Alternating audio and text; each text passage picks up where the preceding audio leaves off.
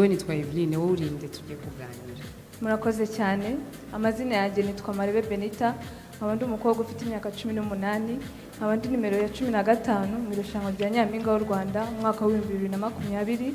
Nkaba ndangije amashuri yanjye mu kigo cya Stella Matutina mu ishami ry'imibare, ikoranabuhanga ndetse n'ubukungu. Murakoze. Umushinga wawe uhagaze ute rero?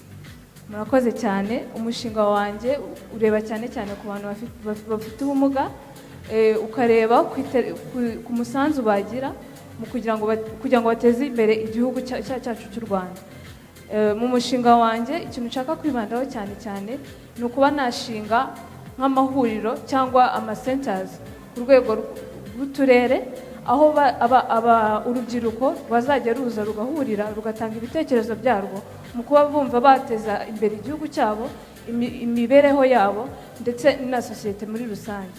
Impamvu ya mbere na mbere yatumye noro n'umushinga ni uko numvishe yuko abafite ubumuga nubwo bafite ubumuga ariko barashoboye kandi bafite icyo bakora kugira ngo igihugu cyacu gitere imbere. Murakoze cyane.